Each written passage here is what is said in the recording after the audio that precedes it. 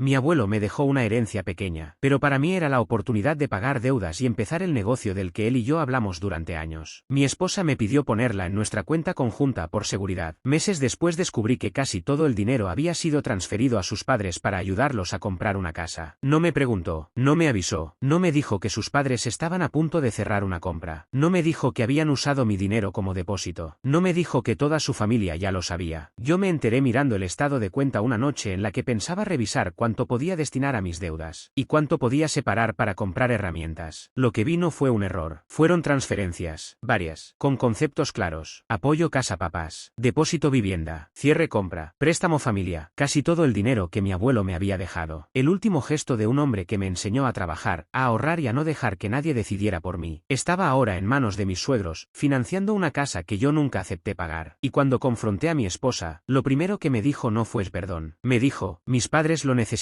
más que tú. Ahí entendí que no estábamos hablando solo de dinero. Estábamos hablando de algo mucho peor. Alguien había tomado una decisión sobre mi vida, mi duelo, mi herencia y mi futuro sin considerar que mi voz importaba. Mi nombre es Daniel. Tenía 37 años cuando murió mi abuelo. Para mucha gente, él era solo un hombre mayor, callado, de manos duras y pocas palabras. Para mí, era la razón por la que todavía creía que una persona podía reconstruirse desde abajo si tenía disciplina y un plan. Mi abuelo se llamaba Julián. No fue rico, nunca lo fue. Trabajó toda su vida arreglando motores, vendiendo piezas usadas, haciendo reparaciones en un taller pequeño y llevando una libreta donde anotaba cada deuda, cada pago, cada herramienta comprada y cada cliente que prometía volver la próxima semana. Él decía que el dinero no era solo dinero. El dinero es tiempo guardado. Daniel, me repetía, nunca dejes que alguien lo use como si no te hubiera costado vida conseguirlo. Cuando era niño, me dejaba sentarme en una esquina del taller y mirar. Yo le hacía preguntas sobre piezas que no entendía. Él no se desesperaba. Me explicaba con paciencia. A veces me daba una llave inglesa y me decía que apretara algo que ya estaba apretado solo para que yo sintiera que ayudaba. Cuando fui adolescente y empecé a meterme en problemas menores, fue él quien me sentó una tarde y me dijo, tú no eres tonto, solo estás actuando como si tu futuro le perteneciera a cualquiera menos a ti. Esa frase me siguió toda la vida. Mi padre siempre fue más distante. Mi madre hizo lo que pudo, pero trabajaba demasiado y estaba cansada. Mi abuelo fue el hombre que me enseñó a llegar temprano, a pagar lo que debía, a no prometer lo que no podía cumplir y a desconfiar de la gente que llamaba familia a cualquier cosa justo antes de pedir dinero. Cuando cumplí 30 años, empecé a hablarle de un negocio. Nada enorme. No soñaba con una empresa gigante. Yo trabajaba como técnico de mantenimiento para una compañía de edificios comerciales. Sabía reparar equipos, hacer instalaciones, resolver emergencias, tratar con clientes, calcular materiales y organizar rutas. Lo que quería era empezar por mi cuenta, poco a poco. Un servicio pequeño de mantenimiento y reparación para negocios, comunidades y oficinas. Mi abuelo me escuchaba como si estuviera evaluando un motor. ¿Cuánto necesitas para empezar? No sé, herramientas, una camioneta usada, permisos, página web, algo de publicidad, fondo para los primeros meses. Entonces no digas no sé, haz números. Así era él. Nada de sueños sin números. Durante años hice planes incompletos. Me endeudé con algunas cosas. Una reparación del coche, una tarjeta usada para gastos del matrimonio, un préstamo pequeño que tomé cuando estuve sin trabajo 3 meses. No estaba ahogado, pero sí atado. Cada mes pagaba, avanzaba un poco y luego aparecía otro gasto. Mi esposa, Laura, sabía de ese sueño. Cuando éramos novios, me decía, tú serías muy bueno con tu propio negocio. Eres responsable, la gente confía en ti. Me gustaba escuchar eso. Me hacía sentir visto. Nos casamos después de 4 años juntos. Al principio, Laura era mi compañera de verdad. O eso creía. Trabajaba en administración de una clínica dental, era organizada, cercana a su familia y siempre hablaba de hacer equipo. Esa frase fue parte de nuestro matrimonio. Somos un equipo, Daniel. Las decisiones grandes se toman juntos. Lo tuyo y lo mío es nuestro. Yo le creí, tal vez porque quería construir justo eso. Un equipo, no una pelea de cuentas separadas. No un matrimonio donde cada quien protegiera lo suyo como si el otro fuera un enemigo. Por eso, cuando mi abuelo murió y me dejó dinero, bajé la guardia en el peor momento. La muerte de mi abuelo no fue inesperada, pero eso no la hizo fácil. Llevaba meses enfermo. Había bajado de peso. Su voz se había vuelto más lenta. Pero seguía teniendo momentos de lucidez donde me llamaba y me preguntaba si ya había hecho números para el negocio. La última vez que lo vi despierto, me tomó la mano. No te quedes siempre arreglando cosas para otros. Abuelo, no empieces. Empiezo porque no me queda tanto. No digas eso. No soy tonto, Daniel. Me quedé callado. Él respiró con esfuerzo. Si un día tienes oportunidad de empezar, no la regales por miedo. Lo sé. No lo sabes hasta que llega el momento. No entendí entonces. Después sí. Cuando murió, sentí una mezcla de tristeza y vacío extraño. No lloré mucho en el funeral. No porque no doliera, porque estaba como bloqueado. Laura estuvo conmigo, me tomó la mano, recibió familiares, me recordó comer, me abrazó cuando llegamos a casa. Yo le agradecí eso, de verdad. Un mes después, me llamaron para hablar de la herencia. No era una fortuna. Quiero que eso quede claro. No era dinero para comprar una casa de contado ni retirarme ni cambiar de vida de la noche a la mañana. Pero para mí era enorme. Era suficiente para pagar una parte importante de mis deudas, comprar equipo inicial y empezar mi negocio de forma seria, aunque fuera pequeño. También había una carta. La leí sentado en el coche porque no pude esperar a llegar a casa. La letra de mi abuelo era temblorosa, pero reconocible. Daniel, esto no es para que te sientas rico. Es para que empieces. Paga lo que te ata, compra lo que necesites y no dejes que nadie convierta tu oportunidad en su emergencia. Si decides ayudar a alguien, que sea porque tú lo decidiste, no porque te empujaron. Tuve que dejar la carta sobre el asiento y respirar. Ese hombre me conocía, sabía que yo podía cargar culpas ajenas. Sabía que me costaba decir que no cuando alguien usaba palabras como familia, necesidad o sacrificio. Cuando llegué a casa, le mostré la carta a Laura. Ella la leyó y se le llenaron los ojos de lágrimas. Tu abuelo te conocía mucho. Sí, esto puede cambiarte la vida. Eso espero. Puede cambiarnos la vida, corrigió. No me molestó en ese momento. Éramos matrimonio. Pensé que era una forma de compartir la ilusión. Esa noche hablamos durante horas. Le expliqué mi plan: pagar 2 tarjetas, liquidar el préstamo pequeño, dejar una reserva y usar el resto para comprar herramientas, registrar el negocio y buscar una camioneta usada. No iba a renunciar a mi trabajo de inmediato. Quería empezar los fines de semana, construir clientes, probar. Laura parecía emocionada. Tu abuelo estaría orgulloso. Eso espero. Tenemos que cuidarlo bien. Sí, por eso quiero dejarlo separado hasta decidir cada paso. Ahí cambió algo. Fue mínimo, pero cambió. ¿Separado cómo?, preguntó. En mi cuenta de ahorro. De ahí voy pagando deudas y compras del negocio. Laura se quedó callada. ¿Qué pasa? Nada, solo que me suena raro. ¿Raro? Sí, somos esposos. ¿Por qué tener ese dinero aparte? La miré, confundido. Porque viene de mi abuelo y tiene un propósito específico. Pero no deja de ser dinero de nuestra familia. Laura, quiero usarlo para pagar mis deudas y empezar el negocio que te conté. Tus deudas también afectan nuestra familia. Tu negocio también sería para nuestro futuro. Entonces, ¿por qué no tenerlo en la cuenta conjunta? Porque no quiero que se mezcle con gastos diarios. Ella bajó la mirada. Siento que no confías en mí. Ahí empezó. No con gritos, no con exigencias, con tristeza, con esa frase que convierte una decisión financiera razonable en una herida emocional. No es eso, pero se siente así. Laura, es dinero que mi abuelo me dejó con una carta diciéndome que lo use para empezar. Y yo quiero ayudarte a administrarlo. Lo sé, entonces déjame ser parte. No me dejes afuera. Me quedé callado. Ella se acercó. Daniel, si empezamos a separar cosas importantes, ¿qué mensaje estamos dando? Yo soy tu esposa, no soy una extraña. Nunca dije que lo fueras. Entonces no actúes como si tuviera que pedir permiso para estar en tus planes. Esa frase me hizo sentir culpable. Y la culpa, cuando entra en una decisión financiera, hace desastre. Al día siguiente volvió al tema. Podemos abrir una subcuenta dentro de la cuenta conjunta, dijo. Solo para ese dinero. Le ponemos nombre, fondo negocio o algo así. ¿Y no se toca? No se toca sin hablarlo. Ni para gastos familiares. No, ni para emergencias de nadie. Daniel, claro que no. Es para tu plan. Me miró como si yo estuviera exagerando. Solo quiero que esté protegido. Si está en una cuenta conjunta, tenemos más control, más visibilidad, y si te pasa algo, no queda bloqueado. La parte del si te pasa algo me golpeó porque venía de perder a mi abuelo. Y Laura lo sabía. Además, agregó, tu abuelo habría querido que confiaras en tu esposa. No debí permitir que usara a mi abuelo en esa frase. Pero lo hice. Deposité el dinero en la cuenta conjunta. Creamos una categoría en una hoja de cálculo. Fondo Julián. Ese nombre fue idea mía. Laura sonrió cuando lo puse. Así lo honramos. Sí, así pensé. Qué ingenuo fui. Durante las primeras semanas, nada raro pasó. Pagué una de las tarjetas. Laura me felicitó. Primer paso. Pagué parte del préstamo. Laura dijo que se sentía más ligera la casa. Vas avanzando. Pedí cotizaciones de herramientas. Busqué una camioneta usada. Hablé con un antiguo cliente que me había dicho que si un día trabajaba por mi cuenta, me llamaría. Me sentía cerca. No realizado todavía, pero cerca. Después Laura empezó a sugerir pausas. Quizá no compres todo de golpe. No voy a comprar todo, pero necesito el equipo base. Sí, solo digo que conviene esperar. ¿Esperar qué? Ver cómo se mueven las cosas. ¿Qué cosas? La economía, tu trabajo, la situación de mis papás, la situación de sus papás. Ahí apareció el tema. Sus padres, Jorge e Isabel, llevaban años viviendo de alquiler. No eran pobres, pero sí desordenados. Jorge había tenido negocios pequeños que no duraban. Isabel trabajaba por temporadas y gastaba como si cada ingreso fuera permanente. Siempre estaban a punto de estabilizarse, a punto de pagar una deuda, a punto de vender algo, a punto de recibir dinero, a punto de conseguir una oportunidad. Laura siempre sufría por ellos. Mis papás merecen paz, decía. Yo no lo negaba. Pero merecer paz no significa que otra persona deba financiarla. Cuando empezó a hablar de que estaban viendo una casa, no me alarmé al principio. principio. Qué bueno, dije. Ojalá esta vez tengan todo claro. Laura suspiró. Es una oportunidad única. Todas las oportunidades de tus papás son únicas. Me miró mal. No seas así. No lo digo de mala forma. Solo que ya han tenido varias urgencias. Esta es diferente. ¿Por qué? Porque el dueño quiere vender rápido. Les darían buen precio. La cuota sería casi como su alquiler. Solo necesitan completar el depósito. Sentí una tensión inmediata. Laura, ¿qué? Nosotros no podemos darles dinero para un depósito. No te estoy pidiendo, pero lo estás rodeando. Se molestó. No puedo ni contarte algo de mi familia sin que pienses que te estoy pidiendo dinero, porque muchas veces termina siendo eso. Mis padres también son tu familia. Son mis suegros. Los respeto, pero eso no convierte mi herencia en fondo de vivienda para ellos. Su cara cambió. Qué frío sonó eso. Sonó claro. Mi papá está desesperado. Yo también tengo deudas. Tus deudas pueden esperar un poco. No, justamente la herencia era para que dejaran de esperar. El negocio también puede esperar. Me quedé mirándola. ¿Por qué mi plan siempre puede esperar cuando aparece una necesidad de tu familia? Laura se levantó. No voy a discutir si vas a hablar así. No era la primera vez que sus padres necesitaban ayuda. Habíamos pagado reparaciones de su coche. Habíamos cubierto medicinas. Habíamos prestado dinero que nunca volvió completo. Habíamos comprado electrodomésticos, entre todos, aunque la parte de todos siempre terminaba siendo principalmente nuestra. Pero aquello era distinto. Esta vez el dinero no era un ahorro cualquiera. Era la última oportunidad que mi abuelo me había dado. Se lo dije a Laura esa misma noche. Ese dinero no se presta. Nadie dijo préstamo. Bien, entonces estamos de acuerdo. Solo digo que podríamos ayudar un poco. No, ni siquiera una parte. Laura, mis padres podrían devolverlo. No han devuelto cosas mucho más pequeñas. Qué injusto. No es injusto recordar hechos. Tu abuelo te dejó ese dinero para que hicieras algo bueno. Sentí que algo se me cerraba. No uses a mi abuelo para pedirme esto. No lo uso. Solo digo que ayudar a una familia a tener casa también es algo bueno. Mi abuelo me dejó una carta diciendo que no convirtiera mi oportunidad en la emergencia de otros. Eso la dejó callada. Por un momento pensé que había entendido. Pero después dijo, a veces me pregunto si te casaste conmigo o con tus planes. No respondí, porque cualquier respuesta iba a empeorar la noche. Durante las semanas siguientes, Laura dejó de mencionar directamente el dinero, pero empezó a comportarse raro. Cada vez que yo hablaba de herramientas, cambiaba de tema. Cuando le mostré una camioneta usada que quería ir a ver, dijo, se ve cara, está dentro del presupuesto, pero quizás sea mejor esperar. Otra vez esperar. Solo soy prudente. También empezó a recibir más llamadas de su madre. Salía de la habitación para hablar. Cuando yo entraba, bajaba la voz. Si le preguntaba, decía, cosas de mi mamá. Una noche vi un mensaje en su pantalla cuando estaba cargando el celular. Mañana vence lo del depósito. No sabemos qué hacer. No dije nada en ese momento. Pero la incomodidad creció. 2 días después revisé la cuenta conjunta y vi una transferencia. No enorme, pero tampoco pequeña. A nombre de Jorge Medina, mi suegro. Concepto, trámite casa. Llamé a Laura. ¿Qué es esta transferencia a tu papá? Hubo silencio. Era para apartar unos papeles. ¿De qué dinero salió? ¿De la cuenta? ¿Del fondo de mi abuelo? Daniel, fue poco. No te pregunté si fue poco. Te pregunté si salió de ahí. Luego lo reponen. ¿Quién? Mis papás. Me reí sin humor. Laura, no empieces. Me prometiste que no se tocaría sin hablarlo. Era urgente. No quería preocuparte. No querías que dijera que no. Silencio. Ahí debí actuar. Debí sacar lo que quedaba. Debí separar cuentas. Debí llamar al banco. Pero Laura lloró. Y yo, como idiota, todavía quise creer que era un error aislado. Mi mamá estaba desesperada, dijo. Mi papá se sentía humillado. Solo necesitaban tiempo. No vuelvas a hacerlo. No lo haré. Lo digo en serio. Yo también. El dinero se queda para el plan. Sí, me abrazó. Yo no abracé igual, pero tampoco tomé medidas. Ese fue mi error. O uno de ellos. Pasaron casi 2 meses. Yo seguí trabajando, pagando deudas, revisando presupuestos, intentando ignorar esa sensación de que algo estaba mal. Laura parecía normal algunos días. Otros estaba tensa. Sus padres dejaron de hablar de la casa delante de mí, lo cual debió parecerme aún más sospechoso. Un domingo fuimos a comer con su familia. Jorge me abrazó más fuerte de lo habitual. Gracias por todo, hijo. Me quedé rígido. ¿Por todo qué? Laura intervino rápido. Por ayudar con los trámites, amor. Ya sabes, lo que hablamos. No habíamos hablado nada. Isabel me tomó la mano. Dios te va a multiplicar. Sentí un frío raro. ¿Multiplicar qué? Ella sonrió con lágrimas. Tu generosidad. Miré a Laura. Ella evitó mis ojos. Su hermana, Patricia, dijo. Al final hiciste lo correcto, Daniel. Una casa para mis papás era más importante que un negocio, ¿no? La mesa se quedó en silencio. Yo no pude procesarlo de inmediato. Laura soltó una risa nerviosa. Patricia, no empieces. ¿Qué? Si todos estamos agradecidos. Todos estaban agradecidos. Yo no sabía de qué cantidad hablaban todavía, pero ellos sí. Comí poco, hablé menos. Al volver a casa, le pregunté a Laura en el coche. ¿Qué fue eso? Mi familia es exagerada. ¿Qué fue eso? No quiero hablar manejando. Yo sí. Daniel, por favor. ¿Cuánto les diste? No respondió. Sentí que el aire se volvía pesado. Laura, ¿cuánto les diste? No es tan simple. Eso significa que es mucho. Cuando lleguemos hablamos. No hablamos al llegar. Ella se encerró en el baño. Yo fui directo a la computadora. Abrí la cuenta. Descargué el estado completo. Y ahí estaba todo. Transferencia a Jorge. Transferencia a Isabel. Transferencia a cuenta de garantía. Transferencia con concepto depósito vivienda. Otra con concepto cierre compra. Otra como préstamo papás. Sumé. Luego volví a sumar porque pensé que había calculado mal. No, casi todo el fondo de mi abuelo se había ido. Quedaba una parte pequeña, insultante, como si hubieran dejado unas monedas para que yo no pudiera decir que lo vaciaron todo. Me quedé sentado frente a la pantalla. No grité, no rompí nada, no llamé a nadie, solo miré los números. Y de pronto vi a mi abuelo en el taller, limpiándose las manos con un trapo, diciéndome: no dejes que nadie convierta tu oportunidad en su emergencia. Demasiado tarde, abuelo, demasiado tarde. Laura salió del baño. Me encontró con el estado de cuenta abierto. Su cara se descompuso. Daniel, ¿casi todo? ¿Puedo explicarlo? ¿Casi todo? Mis papás iban a perder la casa. ¿Casi todo el dinero de mi abuelo? Era una oportunidad única. Mi oportunidad también. Tus deudas podían esperar. Me levanté despacio. No vuelvas a decir eso. Es verdad, tú tienes trabajo. Podías esperar. Mis padres no. Yo tenía un plan. Un negocio incierto. Era mi negocio. Una casa es estabilidad real. ¿Para ellos? ¿Para la familia? ¿Qué familia? Porque yo no voté. Ella empezó a llorar. Sabía que ibas a decir que no. La frase cayó como una confesión. No accidental. No torpe. Clare. Entonces sabías que no tenías mi consentimiento. Sabía que estabas siendo cerrado. No, sabías que era mi dinero y que yo tenía un propósito. Estaba en la cuenta conjunta. Porque me pediste que confiara. También soy tu esposa. Y usaste eso para quitarme la posibilidad de decidir. No te quité nada. Ayudamos a mis padres. No, tú ayudaste a tus padres con la herencia de mi abuelo. Mis padres lo necesitaban más. Ahí lo dijo, sin rodeo, sin vergüenza real. Mis padres lo necesitaban más. Más que mis deudas. Más que mi negocio. Más que mi carta. Más que mi duelo. Más que mi decisión. ¿Y mi abuelo? Pregunté. ¿Qué tiene que ver tu abuelo? Me quedé mirándola. Todo. Daniel, no seas dramático. Dramático. Esa palabra me hizo sentir algo frío, duro. Laura, ese dinero era lo último que me dejó. Y lo usamos para algo importante. ¿Lo usaste? No seas egoísta. La miré como si no la conociera. ¿Me robas la herencia de mi abuelo y yo soy egoísta? No fue robo. ¿Cómo se llama tomar dinero sabiendo que si preguntabas te decía que no? No respondió. ¿Cómo se llama dejar que tu familia me agradezca una donación que nunca hice? Tampoco respondió. ¿Cómo se llama poner corazones en un chat donde celebran que mi negocio podía esperar? Su cara cambió. ¿Qué chat? No sabía, pero ahora sabía que existía. Su reacción me lo confirmó. Esa noche dormí en el sofá. O mejor dicho, me acosté en el sofá. Dormir no dormí. A las 3 de la mañana, cuando Laura dejó la tablet en la sala cargando, la pantalla se encendió con una notificación del chat familiar. No suelo revisar cosas ajenas, pero ya no estábamos en una situación normal. La notificación decía: Daniel ya se calmó. Abrí. Sí, lo hice, no me arrepiento. El chat estaba lleno de mensajes de las últimas semanas. Patricia, la hermana de Laura. Menos mal Daniel entendió que el dinero de su abuelo podía servir para algo más importante que un negocio. Otro cuñado. Eso demuestra que ya es parte de la familia de verdad. Isabel, Dios se lo va a devolver multiplicado. Gracias a él vamos a tener casa. Jorge, yo sabía que Daniel era buen hombre. Laura había respondido con corazones. Corazones. No dijo, todavía no le he contado todo. No dijo, él no autorizó esa cantidad. No dijo, esto es complicado. No, corazones. Más abajo encontré otro mensaje de Patricia. ¿Y si se molesta después? Laura, se va a molestar, pero luego entiende. Si le preguntaba primero iba a decir que no. Patricia, entonces hiciste bien. A veces hay que decidir por los hombres cuando se ponen tercos. Laura respondió, mis papás no podían perder la casa por un sueño que puede esperar. Un sueño que puede esperar. Mi sueño. El sueño que mi abuelo me dejó escrito en una carta. El negocio para el que yo había hecho números durante años. La oportunidad de salir de deudas. Todo reducido a eso. Un sueño que puede esperar. Seguí leyendo. Alguien escribió, después le hacemos una comida de agradecimiento. Otro, que no se sienta usado. Hay que hacerlo sentir héroe. Ahí dejé la tablet sobre la mesa. No quería leer más. Ya había leído suficiente. Esa noche entendí que no solo me habían quitado el dinero, me habían quitado el derecho a decidir. Y si ellos esperaban que al día siguiente yo gritara, llorara y luego aceptara por cansancio, no conocían la parte de mí que mi abuelo había criado. Leí el chat familiar hasta que la rabia dejó de parecer rabia y se convirtió en silencio. No era una emoción tranquila. Era peor. Era esa clase de silencio que aparece cuando una parte de ti entiende que, si hablas demasiado pronto, alguien va a intentar convertir tu dolor en exageración. Así que no hablé. No desperté a Laura. No le grité. No llamé a mis suegros a las 3 de la mañana. No mandé mensajes al chat familiar diciendo que todos eran unos ladrones. Hice lo que mi abuelo me habría dicho que hiciera. Guardé pruebas. Tomé capturas de pantalla del chat. No una sola. Todas. Desde el primer mensaje donde Patricia decía que mi negocio podía esperar, hasta el corazón que Laura había respondido cuando su madre agradecía por una casa comprada con la herencia de mi abuelo. Capturé la frase que más me quemó por dentro. Si le preguntaba primero iba a decir que no. Esa frase era la verdad completa. No necesitaba interpretación. No necesitaba contexto. No necesitaba explicación emocional. Mi esposa sabía que yo no habría autorizado esa transferencia. Y por eso no preguntó. Después descargué los estados de cuenta. Transferencia por transferencia. Fecha, monto, concepto, destino. Guardé copias en mi correo personal, en una nube con contraseña nueva y en una memoria USB que metí en el bolsillo de mi chaqueta. Luego busqué la carta de mi abuelo. La tenía guardada en una carpeta con documentos personales. La abrí otra vez. Si decides ayudar a alguien, que sea porque tú lo decidiste, no porque te empujaron. Me quedé mirando esa línea durante mucho rato. No porque necesitara motivación, porque necesitaba recordar quién era yo antes de que Laura y su familia intentaran convertirme en un hombre egoísta por querer decidir sobre lo mío. A las 6 de la mañana abrí una cuenta nueva en otro banco. A las 7, pedí una cita con un abogado. A las 8, llamé a mi jefe y le dije que necesitaba tomar el día por un asunto personal urgente. A las 9, Laura salió de la habitación con los ojos hinchados, como si ella fuera la víctima principal de lo que había hecho. ¿Vas a hablarme?, preguntó. Yo estaba sentado a la mesa con mi computadora abierta, pero ya no estaba revisando la cuenta conjunta. Ya había terminado. Sí, se sentó frente a mí. Daniel, no dormí nada. Yo tampoco. Esto se salió de control. La miré. No, esto estaba fuera de control desde que decidiste mover la herencia de mi abuelo sin preguntarme. No quería hacerte daño. Querías que no dijera que no. Se quedó callada. Eso lo escribiste tú, Laura. Su cara cambió. ¿Qué? Leí el chat familiar. Se puso pálida. Revisaste mi tablet. Después de descubrir que casi todo mi dinero fue transferido a tus padres. Sí. Eso es invasión de privacidad. Me reí una sola vez. No uses privacidad para defender una conspiración familiar. No fue una conspiración. Tu hermana preguntó qué pasaría si me molestaba. Tú respondiste que si me preguntabas primero iba a decir que no. Eso se llama saber que no tenías permiso. Laura apretó los labios. Yo estaba bajo mucha presión. Yo también. Tenía deudas, un plan, una carta de mi abuelo y una esposa que me pidió confiar. Mis papás iban a perder la oportunidad de su vida. Yo perdí la mía. No seas dramático. Esa palabra volvió a salir. Dramático. Antes me habría enojado. Esa vez solo asentí. Bien, entonces hagámoslo sin drama. Abrí una hoja y la puse frente a ella. Estas son las transferencias. Esta es la cantidad total. Esto es lo que queda. Hoy voy a separar lo que queda de la cuenta conjunta. También voy a cancelar cualquier tarjeta vinculada a mi ingreso. No se moverá un peso más sin mi consentimiento. Laura se levantó. No puedes hacer eso. Sí puedo. Esa cuenta es de los dos. Y tú ya demostraste lo que haces cuando algo es de los dos. Estás castigándome. Estoy protegiéndome. ¿Vas a destruir nuestro matrimonio por dinero? La miré directamente. Tú destruiste la confianza cuando decidiste que mi voz no era necesaria. No respondió. También voy a pedir formalmente la devolución del dinero. Ahí se enfadó de verdad. ¿A mis padres? A tus padres, a ti, a quien corresponda. Lo definiré con el abogado. ¿Abogado? Sí. ¿Vas a meter abogados contra mi familia? Tu familia metió mi herencia en su compra de casa. No se sorprendan cuando yo meta documentos. No puedes humillar a mis padres así. Tus padres aceptaron dinero que sabían que venía de mi abuelo y que nunca me preguntaron si quería dar. La humillación no empezó conmigo. Laura empezó a llorar. No con lágrimas suaves, con llanto fuerte. Antes, ese llanto me habría hecho bajar la voz, acercarme, tocarle la espalda, decirle que ya veríamos. Esa mañana no. No porque no me importara, porque por primera vez entendí que, en mi matrimonio, sus lágrimas habían sido muchas veces el punto final de las conversaciones que yo necesitaba tener. Lo hice por amor, dijo. No, lo hiciste por lealtad a tus padres. No lo confundas. Mis padres son mi familia. Yo también era tu familia cuando decidiste por mí. Su cara se quebró, pero no respondió. Me levanté. Voy al banco. Daniel, espera. No, por favor. La última vez que esperé, desapareció casi todo el dinero de mi abuelo. Salí. El primer paso fue el banco. No fue cinematográfico. No entré golpeando mesas ni acusando a nadie. Me senté con una asesora, expliqué que necesitaba revisar movimientos, separar fondos restantes y cambiar accesos. Ella me dijo que, al ser cuenta conjunta, debía revisar ciertas condiciones, pero pude retirar la parte restante que legalmente podía mover y transferirla a mi nueva cuenta. También cancelé autorizaciones automáticas vinculadas a mis ingresos y pedí estados completos sellados. Mientras imprimían los documentos, vi otra vez los conceptos de las transferencias. Depósito vivienda, cierre compra, apoyo casa papás. Cada palabra parecía escrita para burlarse de mí. Apoyo, como si yo hubiera apoyado, como si mi mano hubiera firmado, como si mi abuelo hubiera muerto para convertirse en cuota inicial de mis suegros. Después fui al abogado. Se llamaba Esteban. Era directo, de esos que no intentan venderte esperanza falsa. Le conté todo, la herencia, la carta, la cuenta conjunta, las promesas de Laura, las primeras discusiones, la transferencia pequeña que ella dijo que era temporal, el descubrimiento, el chat familiar, los corazones.